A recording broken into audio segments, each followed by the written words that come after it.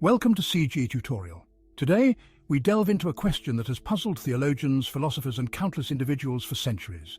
If God is all-loving and all-powerful, why would he allow the existence of hell? This question goes beyond simple religious doctrine. It delves into the profound mysteries of existence, free will, and the purpose of suffering. Join us as we navigate this complex landscape, exploring different philosophical and scientific perspectives. We'll grapple with concepts like God's omnipotence and the problem of evil. We'll examine the nature of free will and its implications for moral responsibility. Fasten your seatbelts and prepare to engage in a thought-provoking exploration of one of humanity's most enduring enigmas. The existence of hell, a realm of eternal punishment, seems fundamentally at odds with the notion of a benevolent God. If God is all-loving, how can he condemn any of his creations to everlasting torment? This apparent contradiction lies at the heart of the problem of evil. Theologians and philosophers have wrestled with this dilemma for centuries, proposing various explanations. One prominent argument is the free will defense. This perspective suggests that God values our free will so highly that he allows us to choose our own paths, even if those paths lead to sin and suffering. In this view, hell is not a place where God sends people, but a consequence of freely choosing to reject his love and grace. Another perspective is the soul-making theodicy. This view posits that suffering and challenges are necessary for our spiritual growth and development. Just as a sculptor chisels away at stone to reveal a beautiful statue, so too does God use adversity to mold us into better versions of ourselves. The concepts of human free will and divine omniscience present a perplexing paradox. If God is all-powerful and he knows everything, past, present, and future, does that mean our choices are predetermined? And if our choices are predetermined, can we truly be said to possess free will?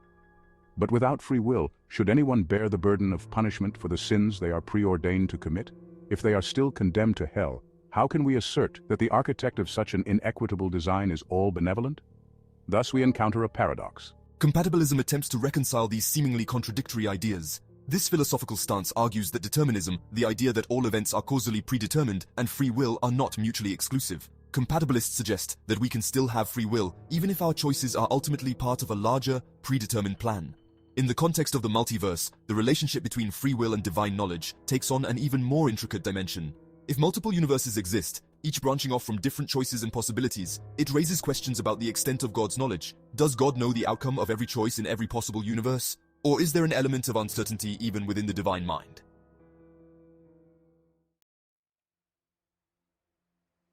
The concept of the soul, an immaterial essence that survives physical death, is central to many religious and philosophical traditions. But what is the purpose of the soul? Why would a benevolent God create souls, knowing that some would face eternal damnation? One perspective is that souls are eternal and pre-existent, existing before the creation of the material universe. In this view, our time on earth is but a brief sojourn in a much grander spiritual journey. Hell, in this context, might be seen as a necessary stage in the soul's evolution, a crucible of purification and growth. The multiverse theory adds another dimension to this exploration. If an infinite number of universes exist, each with its own unique set of physical laws and spiritual principles, the possibilities for the soul's journey become limitless. Could it be that some universes are devoid of suffering while others are specifically designed as testing grounds for spiritual growth? The concept of free will lies at the heart of our understanding of morality and justice. If we are not free to choose our actions, how can we be held accountable for them? The existence of hell, as a place of eternal punishment, hinges on the notion that we are responsible for our choices. If we genuinely have free will, then the possibility of choosing wrongly, of inflicting harm on others and ourselves, becomes a stark reality.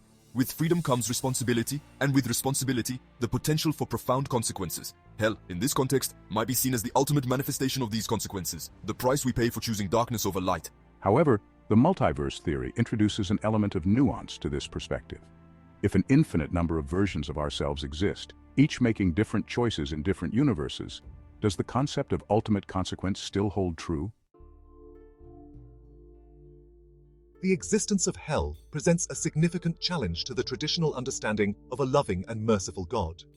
How can a God who desires the best for his creation condemn any soul to eternal suffering?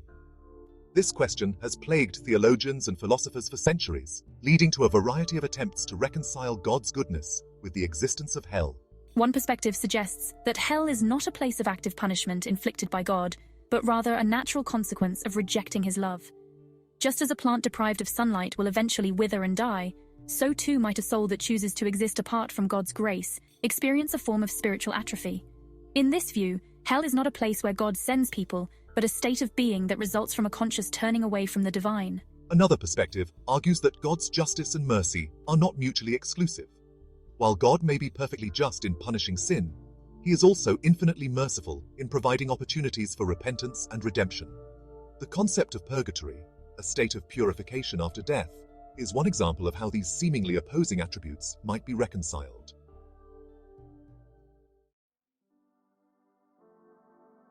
The questions surrounding the existence of hell, free will, and the nature of God are not easily answered. They touch on the very essence of our existence, challenging our understanding of good and evil, justice and mercy, and the purpose of suffering. While we have explored a variety of philosophical and scientific perspectives, there is no single, definitive answer. Perhaps we should envision the multiverse as a fixed and timeless maze, filled with innumerable life paths through which our souls can freely navigate.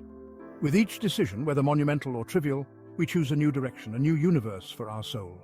The design belongs to God, but the choices are ours. Maybe there is no hell. Perhaps we are bound to a cycle of rebirth. If one has not followed the optimal life path, they are simply given another chance in another universe to amend the mistakes of their past lives. This cycle continues until one achieves nirvana. Or could it be that the perpetrator and the aggrieved are but one single soul, separated by timeline? In this view, the entire concept of sin dissolves into a deeper understanding of interconnectedness and personal growth across lifetimes. In this way, the concept of an all-merciful God is preserved, as every soul is afforded endless opportunities for growth and redemption rather than eternal damnation. The journey of exploring these profound questions is ultimately a personal one. It requires careful consideration, critical thinking, and a willingness to grapple with ambiguity and uncertainty. Whether you find solace in traditional religious doctrines, embrace the complexities of philosophical arguments, or find yourself drawn to the intriguing possibilities of the multiverse. The most important thing is to engage in the process of seeking truth with an open mind and a compassionate heart. That's all for today. If you think more people should hear this message, please share it. If you feel like it, please like, comment, and subscribe. See you in the next video. Bye.